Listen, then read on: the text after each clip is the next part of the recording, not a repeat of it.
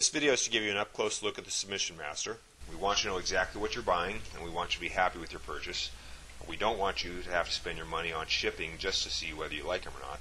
And the last thing we'd want would be for you to buy them and decide you want to return them because you'd be required to pay for shipping, and UPS does charge more for shipping than we originally charged you when you purchased them. So we do want you to avoid that. We are going to give you some tips on care and usage of your Submission Master and educate you a bit on how you can break them in and make them work for you. Also a couple of tips in case you happen to damage your Submission Master. Now when you receive him, he does arrive in a box. We ship him in two pieces rather than one to keep your costs down. And in the box you'll receive the bottom piece and the top head and arm piece and the rope for lacing him up. There are also instructions for assembling him, but it's pretty self-explanatory.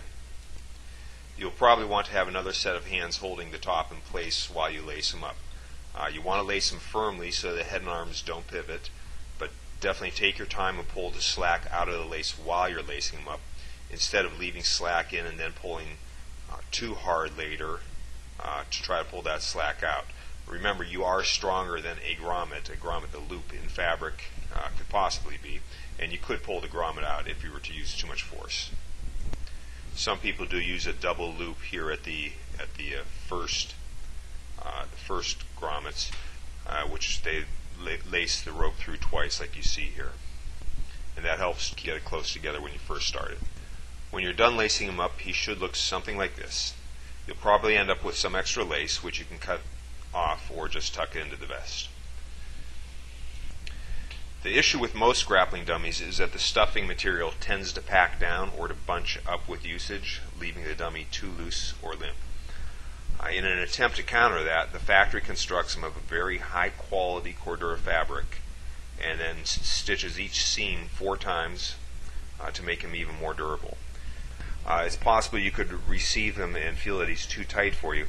Well, the alternative for that would be for the factory to put less filler in, and then in a couple of months you would feel that he was too loose because the material had packed down. So really this is the only way you produce him so he lasts for you. The dummy you saw in the other videos was about 9 months old and was also very tight when he was new, but as you can see he worked very well and was broken in nicely. You'll see that he has bungee running from wrist to wrist, and that's to ensure that his arms are always pulled back towards the center line to maintain a bear hug position, which is going to be best for all your arm locks and key locks and kimuras. The bungee runs underneath the vest on his chest, so it doesn't interfere with your movements there. It is exposed on the arms, so you may want to put a body armor type of shirt on him or a gi top if you work with a gi. Because he's packed so full, the arms will be straight when he's shipped. In time, they're going to bend naturally at the elbows, but if you want to speed that process up, you can simply bend them at the elbow, and the arms will quickly take on the bear hug position.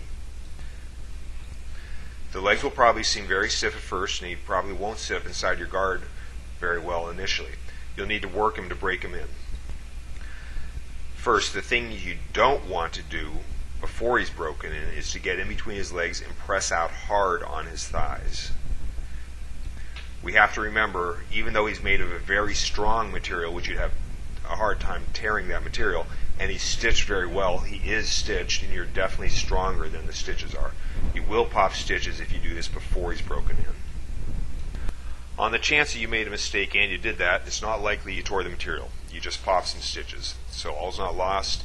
You could have them restitched, but if you want a very simple shortcut, particularly if you use gi pants on them, you could use something like shoe goo. That's a shoe repair product that repairs heels of shoes. And you'd put that on a seam. It makes the seam very solid, and it's able to withstand much more pressure than the stitches alone could ever withstand. If you popped a grommet by over-pulling when you laced them up, for example, you could also use the same thing to reattach it, and it would be very strong. I've had people even tell me that they were proactive and use this in the groin area to strengthen the seams to be sure that they never damaged them. Here's a dummy that was repaired just like I described. You'd never intentionally want to try to do this to your dummy, particularly before he's broken in, because you'd probably damage him. But it shows how good that product is for strengthening the seams. So we're going to show you a little bit with a brand new dummy here that is very stiff and isn't able to even sit up in the guard yet.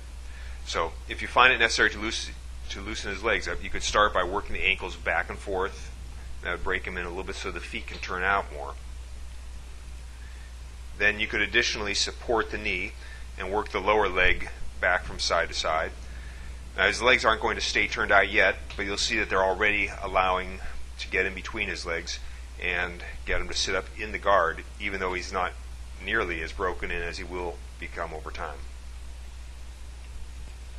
As you can see, even though he's brand new, this is his first day, he can sit up in the guard now, and triangles can be done on him, arm bars can be done on him, so you just have to be patient and break him in.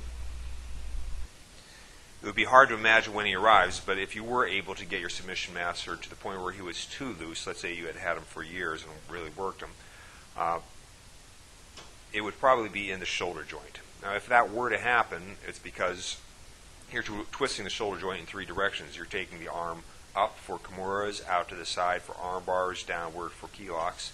And so you could potentially pack the material down in there a bit. If that were ever to happen, you would have a couple solutions. Remembering that he is hand stuffed, you could unlace him, unzip him, and unstuff him, and then restuff him. That's time consuming, and you really have to work to get all the material back in. But he is hand stuffed, and he would essentially feel like new because that's how he was made in the first place.